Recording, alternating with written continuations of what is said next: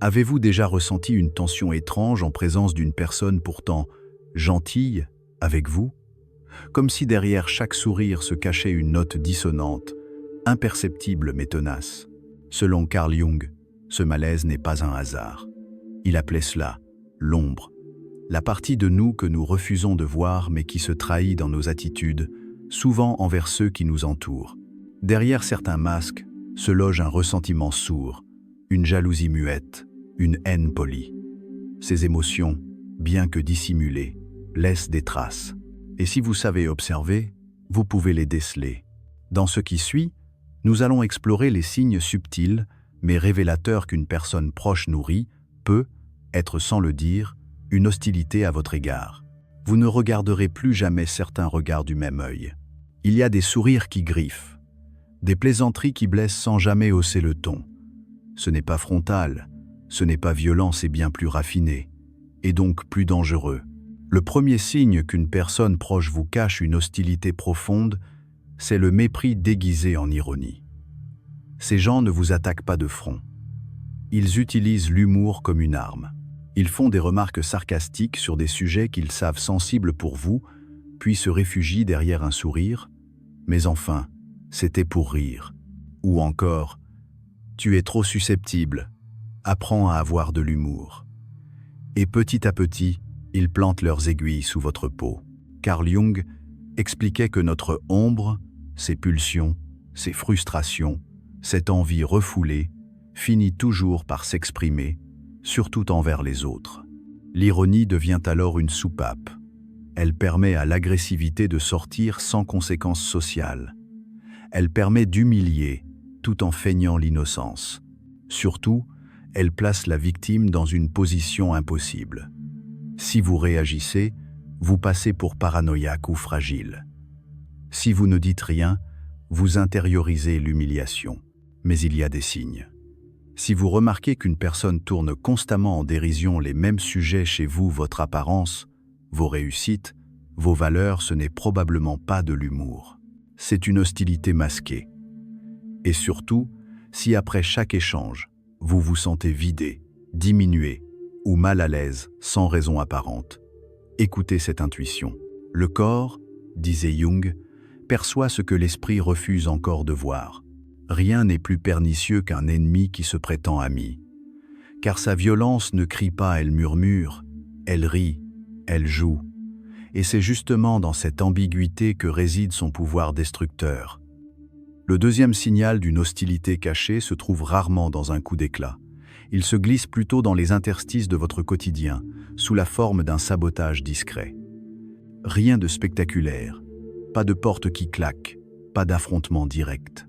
Au contraire, ce sont de petites maladresses répétées, des oublis de dernière minute, un conseil apparemment sincère mais subtilement erroné.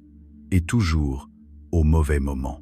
L'ami tête en l'air, qui oublie de vous transmettre l'heure exacte d'un entretien crucial, le collègue qui confond une date butoir, le cousin qui omet de vous avertir qu'un billet de train a changé d'horaire. Pris isolément, ces couacs semblent anodins. Mis bout à bout, ils tissent une toile d'entrave qui freine vos projets. Carl Jung parlait de projection de l'ombre. Lorsqu'une personne ne parvient pas à accepter sa propre frustration, elle la projette sur autrui. Le sabotage est souvent le fruit de cette projection. L'autre sent votre élan, votre progression, et son inconscient perçoit cela comme une menace pour sa propre valeur.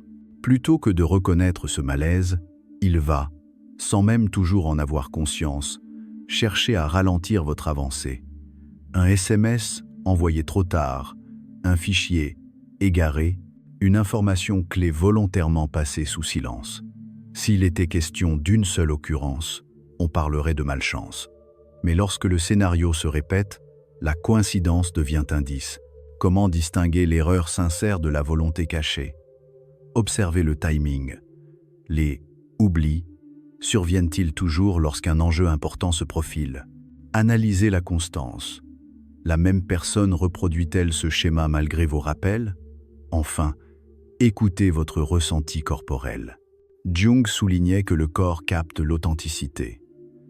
Si, Après chaque interaction, vous ressentez une crispation, une fatigue inhabituelle. C'est peu être la partie de vous qui a déjà compris. Le danger du sabotage discret, c'est qu'il fait passer la victime pour paranoïaque. Lorsqu'on pointe du doigt un simple oubli, on semble pinailler. C'est pourquoi il est essentiel de s'appuyer sur les faits répétés. Tenir un journal, noter dates et circonstances, permet de sortir de la confusion. Car reconnaître le schéma, c'est récupérer du pouvoir. Vous cessez d'interpréter ces incidents comme des échecs personnels et vous voyez qu'ils parlent surtout de l'autre, de son ombre, de sa peur d'être dépassé. Et là se pose la véritable question. Souhaitez-vous rester dans cette dynamique ou préférez-vous mettre une distance ferme et claire, même si elle déplaît? Choisir votre élan plutôt que leur peur, c'est déjà commencer à guérir de l'effet corrosif de leur sabotage. Il existe une forme d'animosité si subtile qu'elle se déguise en conversation banale, en échange apparemment anodin. On l'appelle la compétition silencieuse. Ce n'est pas un affrontement frontal, ce n'est pas une rivalité assumée. C'est un duel masqué, où chaque victoire que vous partagez devient pour l'autre une menace à effacer, à minimiser ou à surpasser. Vous annoncez une promotion, l'autre répond par une anecdote sur sa propre réussite.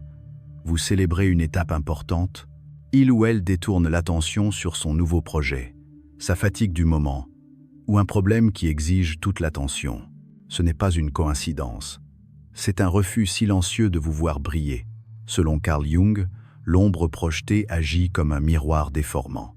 Ce que l'autre ne parvient pas à réaliser en lui-même, il le voit amplifié chez vous et cela déclenche un malaise. Au lieu de reconnaître son propre blocage ou de vous féliciter sincèrement, il vous oppose une forme d'évitement déguisé. Cette compétition ne vise pas à grandir. Elle cherche à égaliser, à neutraliser, à rendre vos progrès invisibles. Ce phénomène est courant chez ceux qui ont une estime de soi fragile. Voir quelqu'un avancer leur rappelle ce qu'ils n'ont pas osé entreprendre ou ce qu'ils ont abandonné. Alors, chaque fois que vous réussissez, cela déclenche une alarme intérieure qu'ils apaisent par une manœuvre. Détourner la conversation, relativiser votre réussite ou parler d'eux. C'est subtil, mais si cela se répète, l'intention devient claire. Le piège, c'est de vouloir les convaincre, de chercher à les rassurer, de minimiser vos propres succès pour les ménager. Mais en faisant cela, vous trahissez ce que vous êtes devenu. La vraie maturité, c'est d'accepter que votre lumière dérange ceux qui ne sont pas prêts à briller. La compétition silencieuse n'est pas une invitation à riposter. C'est un signal que cette relation fonctionne sur des bases déséquilibrées. Et il est être temps de mettre de la conscience dans vos liens, de vous entourer de personnes capables de se réjouir sans se comparer, de célébrer sans se diminuer, et surtout, de vous aimer sans rivalité. Le véritable soutien ne cherche pas à vous façonner à son image. Il vous regarde devenir, même si cela signifie emprunter un chemin qu'il ne comprend pas. La vraie bienveillance, c'est celle qui vous libère, pas celle qui vous retient. Le plus redoutable des pièges n'est pas toujours tendu par l'ennemi, mais parfois par celui qui dit vous aimer. Et ce piège, c'est le contrôle qui se fait passer pour de la bienveillance. Il prend la forme de conseils insistants, d'avis jamais sollicités, de critiques travesties en préoccupations sincères. Et lentement, sans que vous vous en rendiez compte, vous commencez à douter de vous-même. Je dis ça pour ton bien. Tu devrais vraiment faire comme ça, crois-moi. Si tu m'écoutais, tu éviterais bien des erreurs.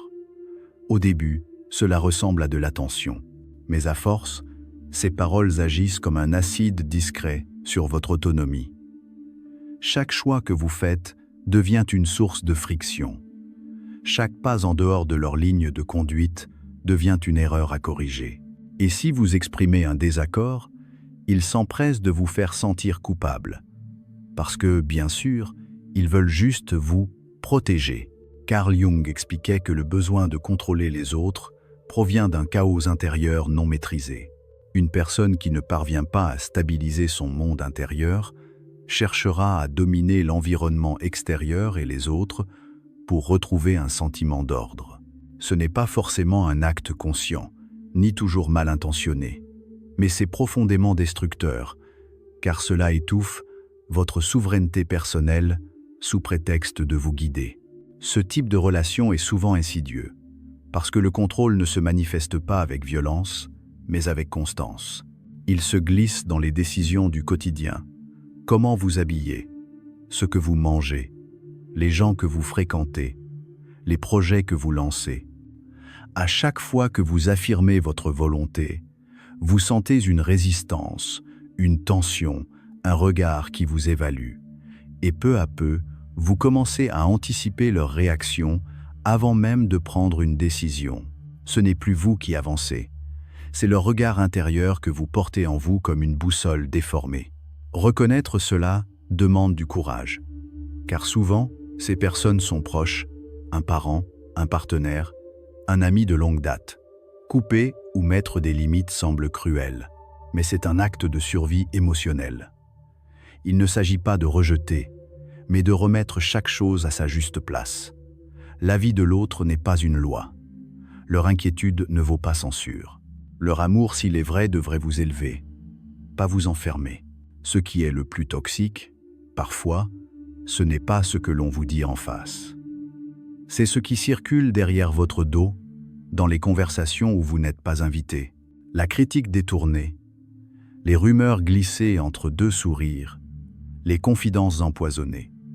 Voilà une autre forme de haine cachée, bien plus subtile, mais tout aussi destructrice. On ne vous attaque pas directement. On vous décrit, on vous analyse, on partage des anecdotes soi-disant anodines à votre sujet. Mais chaque mot porte une charge. Chaque exagération ou omission est une manœuvre. Et petit à petit, sans que vous compreniez pourquoi, les regards autour de vous changent. Des amis deviennent distants, des collègues semblent tendus, une atmosphère de méfiance s'installe, et vous restez dans le brouillard. Carl Jung expliquait que ceux qui ne parviennent pas à accepter leurs propres faiblesses cherchent souvent à protéger leur ego en projetant leur insécurité sur les autres. Ils critiquent non pas parce qu'ils voient clair en vous, mais parce que votre simple existence leur renvoie une image d'eux-mêmes qu'ils refusent de regarder. Vous réussissez là où ils stagnent. Vous osez là où ils se retiennent. Et cela les ronge, en silence. Alors ils s'expriment ailleurs, pas avec vous, mais autour de vous. Ils utilisent le pouvoir du récit. En contrôlant ce que les autres entendent à votre sujet, ils sabotent doucement votre réputation. Et ils le font avec une fausse innocence. Je ne dis ça que parce que je m'inquiète. Je t'aime bien, mais il faut reconnaître que tout cela pour dissimuler une intention réelle, nuire sans assumer. Le plus douloureux dans ce processus, c'est qu'on s'en rend souvent compte trop tard, quand les liens sont déjà altérés, quand la confiance s'effrite, quand vous vous sentez isolé sans comprendre pourquoi, et c'est là que votre instinct entre en jeu. Si quelque chose ne colle pas, si des attitudes changent soudainement sans cause apparente, alors écoutez ce signal intérieur. Les mots peuvent être déguisés, les regards peuvent être évités, mais votre intuition, elle, ne ment jamais. Là où il y a manipulation, il y a toujours une tension que le corps perçoit avant l'esprit. Il existe un test silencieux mais redoutablement efficace pour sonder les véritables intentions de quelqu'un. Observez sa réaction lorsque vous réussissez. Une personne qui vous aime sincèrement, qui vous respecte profondément, ressentira de la joie face à votre succès. Elle applaudira vos efforts, elle célébrera vos victoires comme si elles étaient les siennes. Mais une personne qui nourrit en silence du ressentiment ne saura pas masquer complètement ce qu'elle ressent au fond. Et c'est là que les signaux apparaissent. Lorsqu'un ami répond à votre bonne nouvelle par un simple « Ah oui, cool », sans même lever les yeux. Lorsqu'un collègue détourne la conversation ou enchaîne immédiatement avec une histoire sur lui-même, plus grande, plus impressionnante, plus urgente. Lorsqu'un proche répond par une remarque déguisée, « Tu as eu de la chance. Moi aussi, j'avais eu une promotion. Mais bon. » Ou pire encore, tu aurais pu faire mieux. Ces réactions ne sont pas anodines. Elles sont le reflet d'une gêne intérieure, d'un malaise provoqué par votre épanouissement. Votre lumière éclaire leur zone d'ombre. Votre réussite souligne, parfois sans le vouloir, ce qu'ils n'ont pas su, pas osé, pas atteint. Et plutôt que de s'en inspirer, ils s'en protègent en minimisant ce que vous accomplissez.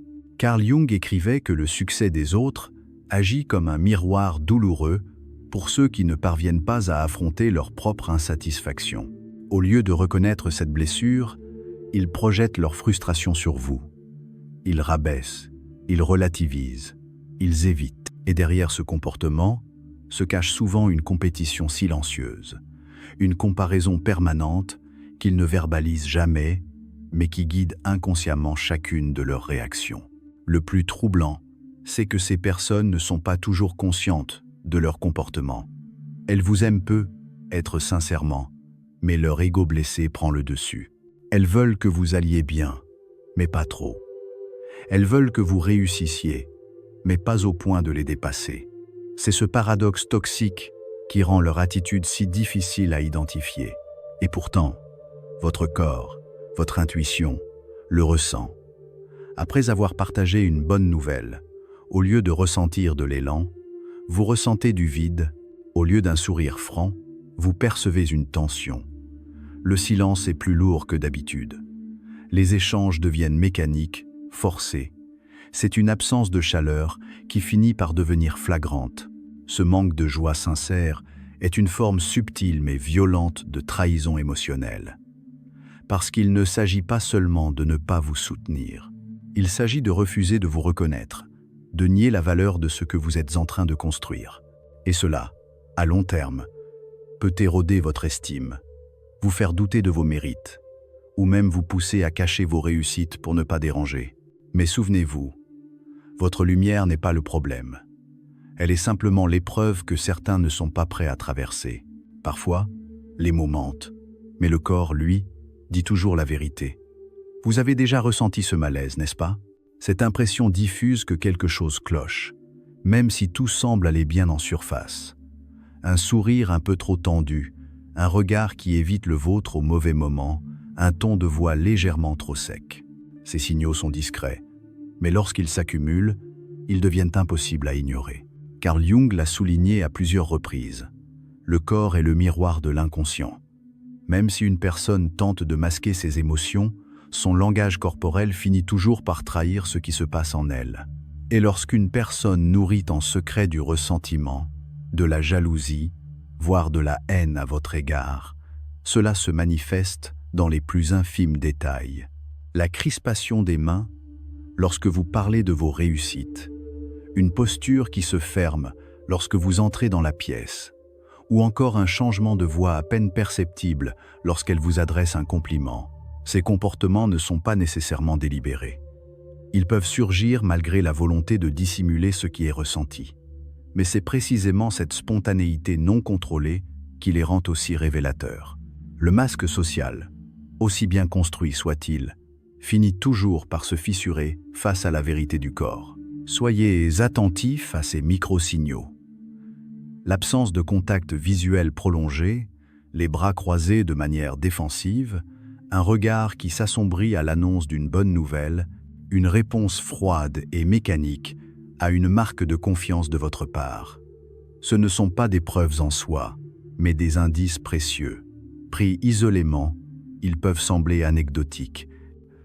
Mais mis bout à bout, ils forment une cartographie émotionnelle très claire. Et surtout, ne négligez jamais votre intuition. Si, en présence d'une personne, vous ressentez une tension inexplicable, un léger malaise persistant, il y a de fortes chances que vous perceviez un décalage entre ce qui est dit et ce qui est réellement ressenti. Ce que votre esprit rationnel ne peut pas expliquer, votre corps l'a déjà compris. Jung écrivait que l'inconscient utilise le corps comme canal d'expression lorsque la conscience refuse d'admettre ce qui est.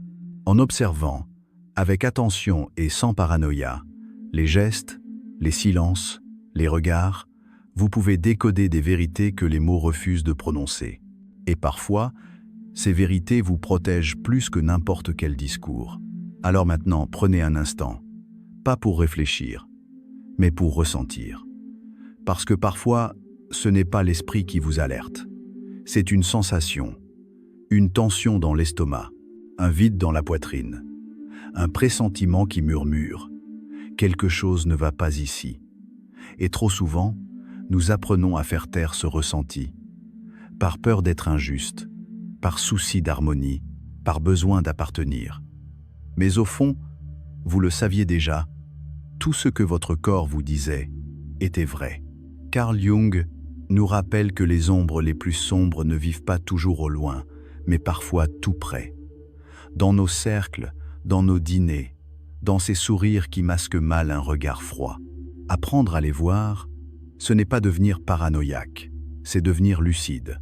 C'est choisir de ne plus faire semblant. C'est cesser de nourrir des liens construits sur des fondations instables. Vous n'avez pas à vous justifier de ressentir ce que vous ressentez. Vous avez le droit d'écouter votre instinct. Vous avez le droit de reculer, de poser des limites, de préserver votre paix intérieure, parce qu'au fond, la paix n'est jamais un luxe, c'est une nécessité. Et parfois, elle commence par une prise de conscience. Cette personne ne me veut pas du bien, et je n'ai plus à l'ignorer. Si ce message a résonné en vous, alors agissez, pas seulement pour vous protéger, mais pour vous honorer. Observez, écoutez, ressentez, et ayez le courage de faire confiance à ce que vous savez déjà. Parce que la vérité, aussi inconfortable soit-elle, vous libère toujours. Dans les commentaires, partagez ce que votre intuition vous a déjà révélé. Avez-vous déjà perçu ces signes? Avez-vous osé agir? Votre histoire pourrait éclairer quelqu'un d'autre aujourd'hui. Et si ce contenu vous a touché, abonnez-vous à la chaîne. Ensemble, continuons d'explorer les profondeurs de la psychologie humaine, sans détour, sans masque. Vous méritez des relations vraies. Vous méritez des liens clairs. Et surtout, vous méritez la paix.